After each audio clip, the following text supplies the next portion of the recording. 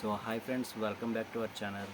Friends, ఈరోజు ఒక చిన్న టాపిక్ గురించి మీకు చెప్తామని నేను వీడియో చేస్తున్నాను అనమాట. చిన్న ఇన్ఫర్మేషన్ అనమాట. మన కొత్తగా యూట్యూబ్ ఛానల్ పెట్టే వాళ్ళకి, తర్వాత న్యూగా ఎవరైనా స్టార్ట్ చేద్దాం అనుకుంటున్నారో వాళ్ళ కోసం నేను ఒక చిన్న ఇన్ఫర్మేషన్ ఇద్దాం అనుకుంటున్నాను ఫ్రెండ్స్. సో అది ఏంటంటే, ఇప్పుడు ప్రతి అందరూ చాలామంది ఏంటంటే కొత్తగా ఛానల్ స్టార్ట్ చేసి వ్యూస్ రావాలి, తర్వాత మోనిటైజేషన్ అయిపోవాలి, తర్వాత అమౌంట్ మనం గెయిన్ చేయాలి అని చాలామంది అనుకుంటూ ఉంటారు. సో నేను కూడా మీలాగే అలాగే ఆలోచించి నేను 2 ఇయర్స్ బ్యాక్ అనమాట, ఐ థింక్ 2 ఇయర్స్ బ్యాక్ నేను ఛానల్ స్టార్ట్ చేశాను. స్టార్ట్ చేశాక ఏమైందంటే, ఒకరోజు నేను కూడా మిక్స్డ్ కంటెంట్స్ ఇవన్నీ పెట్టేవాడిని అనమాట.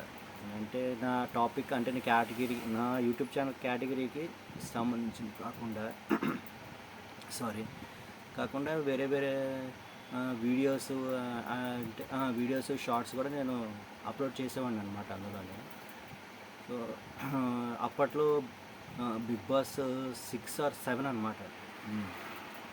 I think Bigg Boss 7. అయితే ఆ టైంలోని నేను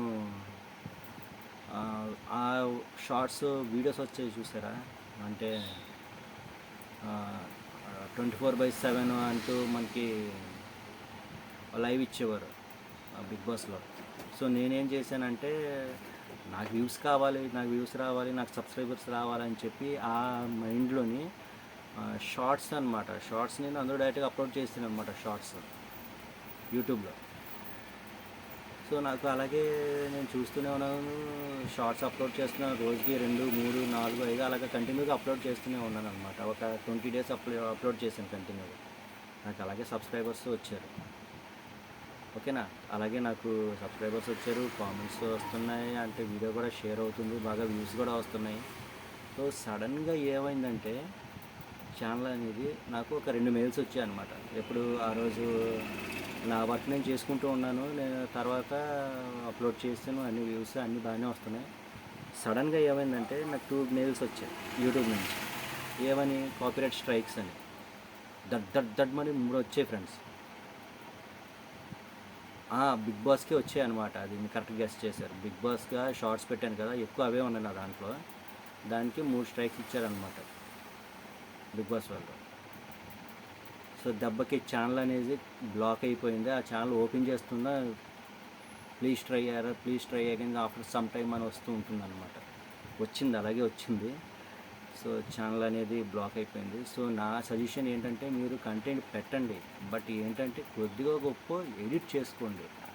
అంటే వాయిస్ ఓవర్ ఇవ్వడం కానీ, లేకపోతే మ్యూజిక్ ఇవ్వడం కానీ, వేరే మ్యూజిక్ అనమాట. కంటిన్యూగా ఆ మ్యూజిక్ ఇస్తే ఖచ్చితంగా వాళ్ళు స్ట్రైక్ ఇస్తారు.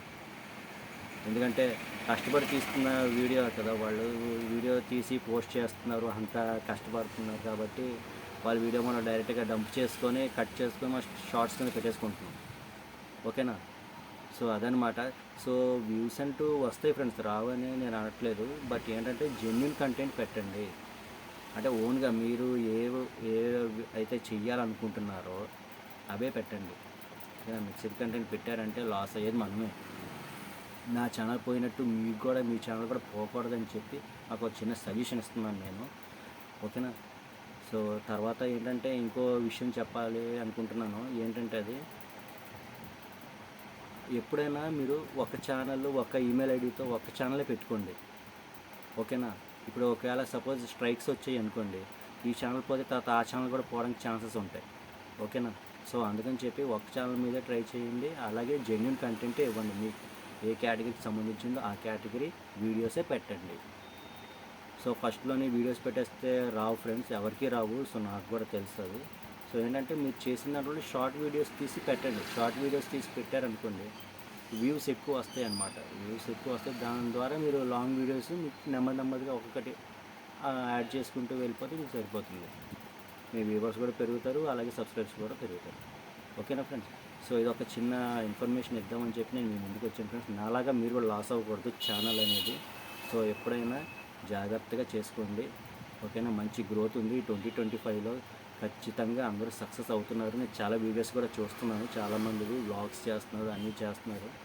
సో నేను కూడా కొన్ని ఛానల్స్ అనేవి ర్యాండమ్గా చెక్ చేస్తూ ఉంటాను అనమాట. వీళ్ళు ఇలా చేస్తున్నారు కదా 2 మంత్స్లోని మోనిటైజేషన్ అయ్యే ఛానల్స్ కూడా ఉన్నాయి.